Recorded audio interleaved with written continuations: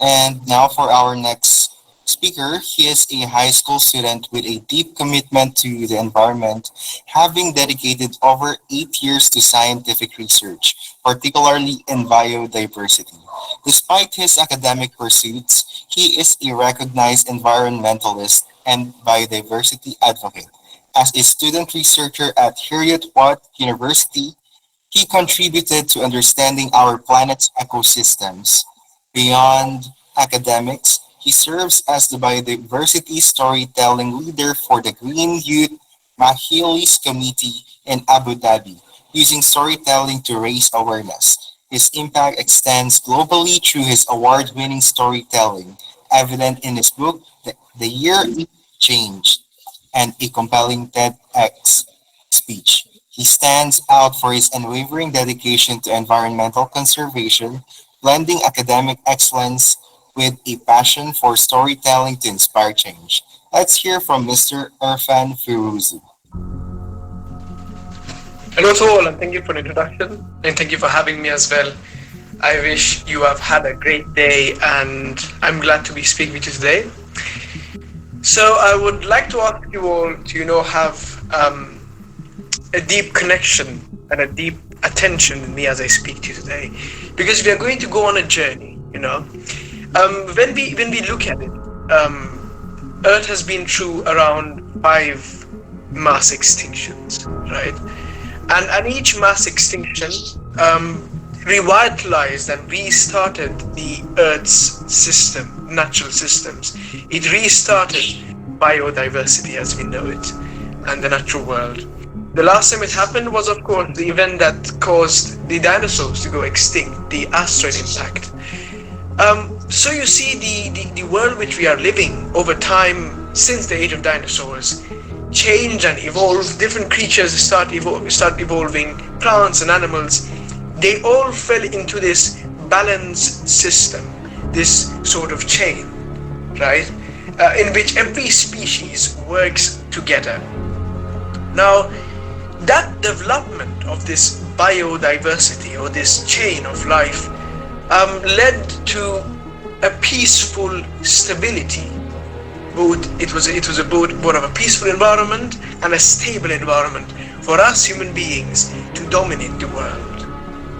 And it was this stability and this peace caused by the natural world and the biodiversity, the variety of life on Earth, that allowed us to dominate the world and, use it for our daily lives, or in this case, overexploit it. So, let's begin our talk today. Biodiversity and human health. So I would like you all to close your eyes.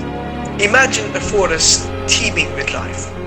In the heart of that forest, every plant, every insect, every bird, every microorganism plays a unique role in a complex web of life. It's a symphony of species, and we humans are just one part of this orchestra. Our planet is home to around 8 million species. That's of course as far which is discovered. There could be many more that still exist.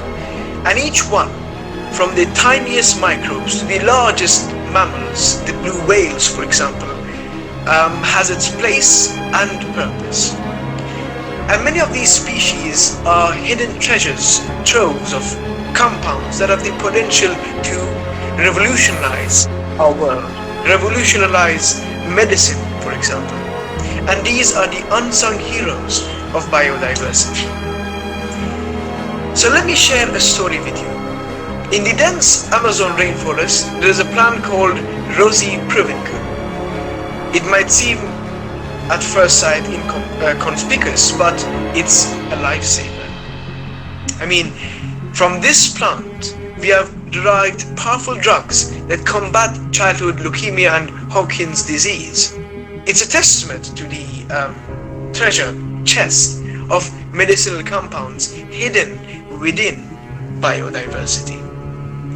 I mean, when we talk about it, and it's a very famous example, another big prime example is the cone snail, which is actually a very small, unassuming marine creature. However, we must keep in mind that its venom contains peptides that can be transformed into painkillers that are more potent than morphine, but without the addictive side effects. This is the gift from the biodiversity. So anyone can tell me what is actually biodiversity? You can, of course, as mentioned, either put your hands up or mention in the comment section, chat box if you wish. Yes, everyone, please comment down what is biodiversity for you. I guess if I answered regarding biodiversity, in our science, like biodiversity is from the word bio, which means life, and diversity, which means the variety of living things. So overall, biodiversity is a variety of living things. Oh, very well said. The variety of life on Earth. And Yes. do mention in the comment section, all the students out there, what is your favorite plant or animal species in Philippines itself? So you see, biodiversity, when we talk about it, is basically a potential solution to the upward crises that are within our planet happening right now. Environmental problems, health problems, you name it. This biodiversity can help us fight against climate change. It can help us fight against diseases. It can help us also to regain our balance in the natural world, something which we have lost over the years. So that's what, talking about all these things, right? One of the biggest examples which to me I have witnessed is the oceans. I mean, the oceans, Philippines and Ireland, I don't need to tell what an ocean is. The ocean is vast, right? And the oceans themselves are the untapped resources for new antibiotics, crucial in our battle against emerging superbugs, for example, or parasites, or pathogens. And there are countless research needs to be done on the oceans, a lot to discover, right?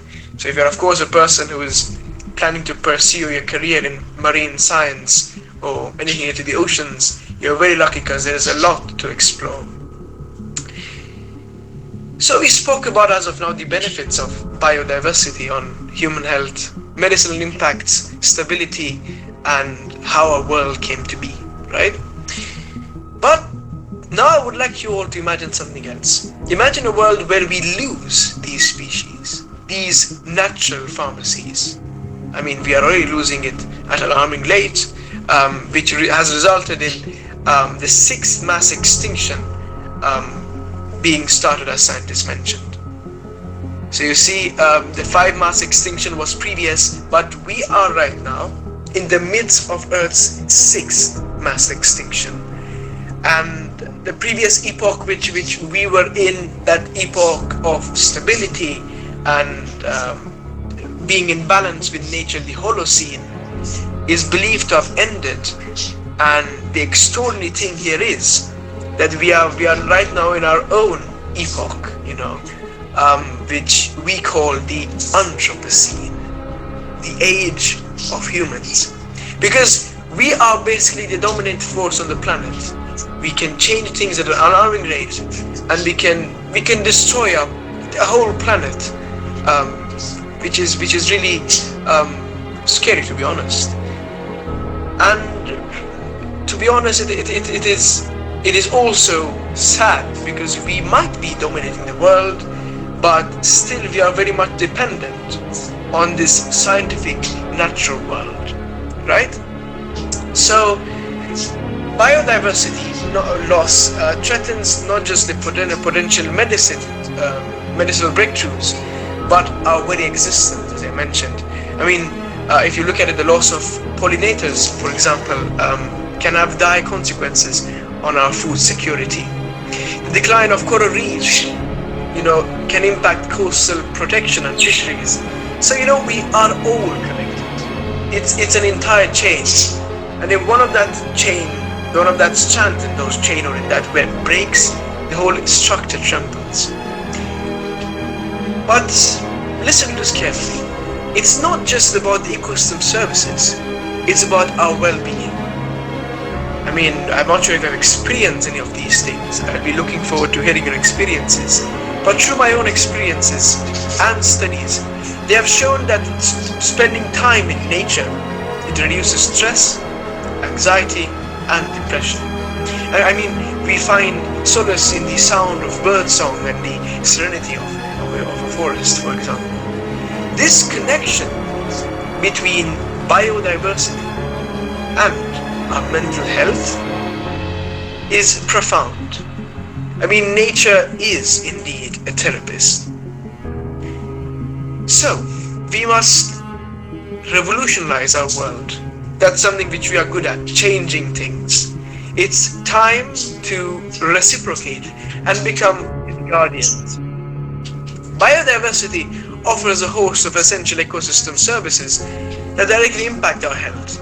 As I mentioned before, pollinators such as bees and butterflies are responsible for nearly 1/3 of global food productions. That's a lot. And if we lose them, we lose our crops, threatening food security. It is extraordinary that we are not living in a balanced planet. Even countries which are nearly the most sustainable aren't 100% sustainable. So you see, we are wasting huge amounts of food, right? So if food security is further threatened, it can cause dire consequences for human populations. Apart from that, forests and wetlands act as natural filtration systems, providing clean water. Mangrove forests act as shields, protecting coastlines from storm surges and tsunamis. In fact, more than half of the world's GDP depends on high-functioning ecosystems. If we degrade or lose these ecosystems, we are basically cutting off the very branch we are sitting on. Now let's talk about the other side of the coin. As I mentioned, the impacts of our natural world on our mental health is astonishing. But before we mention that, I mentioned about balance. And balance is summarized by scientists as a diagram called the planetary boundaries. There are 9 planetary boundaries, and we have crossed a few of them. The extraordinary thing is that we have got a safe zone within those planetary boundaries. Do search those planetary boundaries up, and do mention in the chat box or raise your hand in case you know any of them or have researched previously of any of them that we have crossed. When we cross those planetary boundaries, we start a clock, right? We start a timer in which there is no stop sign, right? And as we go further into the red zone, we enter a zone which is irreversible. It can have consequences we yet don't know. So you see, helping biodiversity is a way of peace throughout the planet, because it will help us regain our stability, help us fight against climate change, help us fight against poverty and other issues. So sustainability is an extraordinary choice. I mean, talking about mental health as I did earlier, studies have found that exposure to nature, as I mentioned, can reduce stress, anxiety, and depression. I mean, and it enhances cognitive function and creativity. I mean, do a short experiment, you know. When you go even outside and see a green tree, I don't know, on your way to work or on your way to school, you can see that it completely changes your mind, it changes your mood, it gives you a peaceful being, you know, as we call it. As I mentioned, you know, for instance, if you take a walk in the woods or if you sit by a river, for example, it can lower actually cortisol levels, this stress hormone, and of course it can improve mood. So nature's ability to heal our minds is a gift that's immeasurable. Now consider this. You know, every time a species goes extinct, it's like tearing a page from the book of life. We lose not just a part of our history, but a piece of our future. It's our responsibility to protect and restore biodiversity. Because if we continue down the path of biodiversity loss, as I mentioned, the cost is indeed enormous. Humanity can, of course, go extinct. And not just in terms of potential cures and improved mental health, but also financially. The global cost of inaction on biodiversity is estimated to be around $10 trillion annually by 2050. So the consequences are just, monetary. They're not just monetary, we can say, they are personal. We are talking about our health, our food, our mental well-being, and ultimately our survival on this very planet. And I'm telling you, I've got this question a lot. Scientists are doing research that we can go to the moon. But that's not going to happen. Or we are not going to go to Mars anytime soon. This is the planet. This is our main home. And I'm a person who doesn't want to leave here anytime soon. I've got a lot to discover about biodiversity. So, to conclude, I can mention that biodiversity and human health are inextricably linked. We must become stewards of biodiversity, not just for the sake of the environment, but for our own well-being. I mean, we must start investing time and effort in conservation, supporting ethical pharmaceutical practices, and embrace a lifestyle that values and respects the natural world.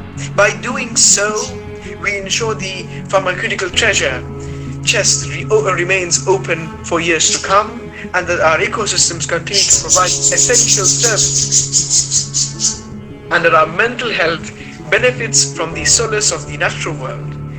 Biodiversity is not just luxury, it's a lifeline, and we must protect it for our own sake and the sake of our future generations. And I've got a whole collection of over 300 specimens that outline how biodiversity is being lost and how it is important. So during our Q&A session, do let me know if you want to see a few of them. Thank you very much.